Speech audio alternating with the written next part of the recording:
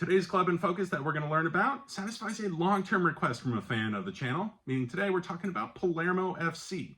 They're from the island of Sicily in Italy. They've been around since 1900.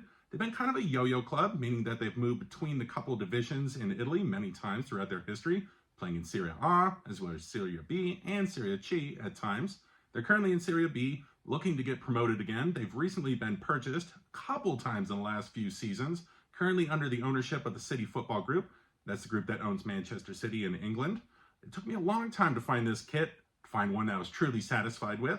This is the 2006-2007 home kit. You can see it's pink and black. Those are their long-term traditional colors. And I really love these 6 black stripes that go in and center on their badge in the middle. The club's original colors were red and blue.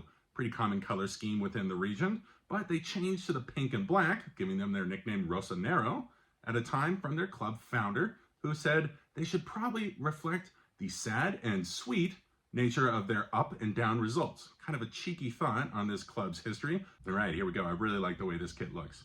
Let's step into taking a look at their trophy cabinet. 6 key items in there. The one to start with is the 1993 Coppa Italia Serie C title that they took. This is a competition that's specifically for teams within that league, Serie C. It's different from the Coppa Italia that you would know as the largest cup competition in Italy.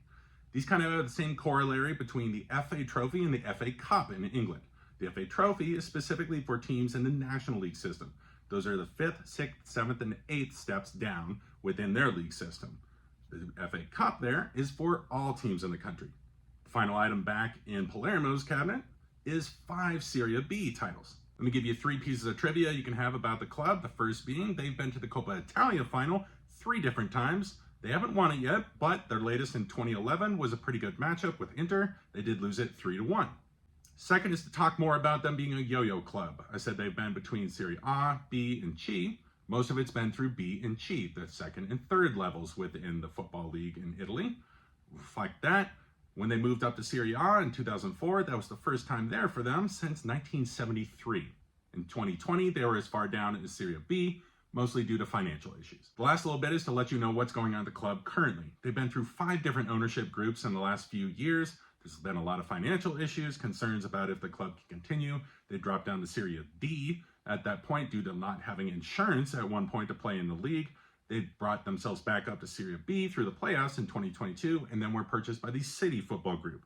That's the group that owns Manchester City, amongst many other clubs around the world. As a fan of Italian football, you'll probably notice a couple very famous names that have come through this club. The first one to start with is one of the most prolific scorers in the history of Italian football, that being Luca Toni, who had a stretch at the club.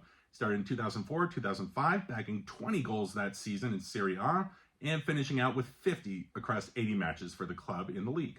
The second name will be a more recent name, this being Paulo Dybala, a man known as La Joya, or the Jewel. Great attacker. He started his European time at Palermo. He's since moved to Juventus for a long stretch and recently to AS Roma.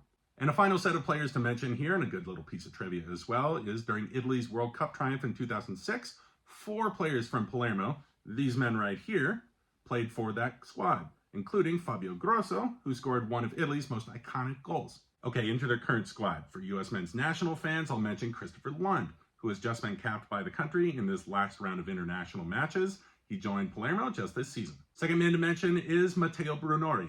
Most important goal scorer for the club. His 17 goals last season in Serie B brought them within touching distance of the playoff spots.